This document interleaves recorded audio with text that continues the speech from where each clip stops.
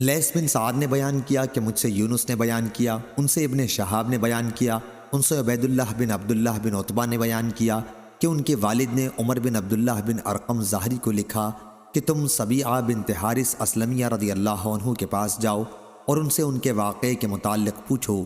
کہ جب انہوں نے حضور صلی اللہ علیہ وسلم سے مسئلہ پوچھا تھا تو آپ نے ان کو کیا جواب دیا تھا۔ چنانچہ انہوں نے میرے والد کو اس کے جواب میں لکھا کہ سبیعہ بنت حارث رضی اللہ عنہ نے انہیں خبر دی ہے کہ وہ سعد بن خولہ رضی اللہ عنہ کے نکاح میں تھیں۔ ان کا تعلق بنی عامر بن لوئی سے تھا اور وہ بدر کی جنگ میں شرکت کرنے والوں میں تھے۔ پھر حجۃ الوداع کے موقع پر ان کی وفات ہو گئی تھی اور اس وقت وہ حمل سے تھیں۔ حضرت سعد بن خولہ رضی اللہ عنہ کی وفات کے کچھ ہی دن بعد ان کے یہاں بچہ پیدا ہوا۔ نفاس کے دن جب وہ گزار چکی تو نکاح کا پیغام بھیجنے والوں کے لیے انہوں نے اچھے کپڑے پہنے۔ اس وقت بنو عبد الدار کے ایک صحابی ابو سنابل بن بعالق رضی اللہ عنہ ان کے یہاں گئے اور ان سے کہا، میرا خیال ہے کہ تم نے نکاح کا پیغام بھیجنے والوں کے لیے یہ زینت کی ہے، کیا نکاح کرنے کا خیال ہے؟ لیکن اللہ کی قسم جب تک حضرت سعد رضی اللہ عنہ کی وفات پر 4 مہینے اور 10 دن نہ گزر جائیں تم نکاح کے قابل نہیں ہو سکتی۔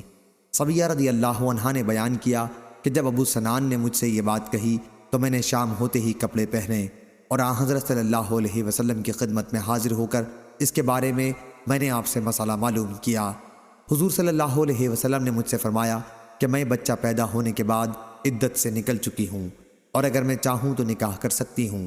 اس روایت کی مطابقت ازبق نے ابن وہب سے کی ہے، ان سے یونس نے بیان کیا اور لیث نے کہا کہ مجھ سے یونس نے بیان کیا، ان سے ابن شہاب نے انہوں نے بیان کیا کہ ہم نے ان سے پوچھا تو انہوں نے بیان کیا کہ مجھے بنو عامر بن لوئی کے غلام محمد بن عبد الرحمن بن صوبان نے خبر دی کہ محمد بن ایاس بن بکیر نے انہیں خبر دی اور ان کے والد ایاس بدر کی لڑائی میں شریک تھے۔ صحیح بخاری حدیث نمبر 3991۔ جریر نے خبر دی انہیں یحییٰ بن سعید انصاری نے انہیں معاذ بن رفاع بن رافع زرقی نے اپنے والد رفاع بن رافع سے جو بدر کی لڑائی میں شریک ہونے والوں میں تھے،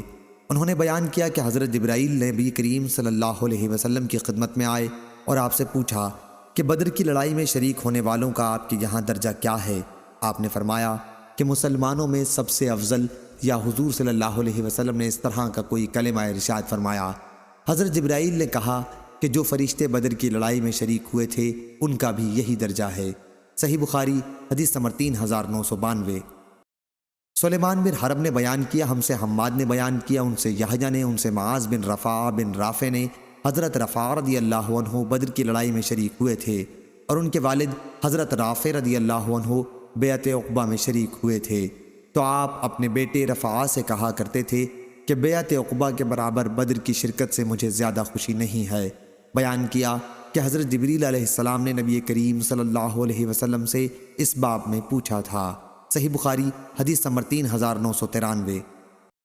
یزید بن ہارون نے خبر دی، کہا ہم کو یحییٰ بن سعید انصاری نے خبر دی اور انہوں نے معاذ بن رفاع سے سنا کہ ایک فرشتے نے نبی کریم صلی اللہ علیہ وسلم سے پوچھا، اور یحییٰ بن سعید انصاری سے روایت ہے کہ یزید بن ہاد نے انہیں خبر دی کہ جس دن معاذ بن رفاع نے ان سے یہ حدیث بیان کی تھی تو وہ بھی ان کے ساتھ تھے۔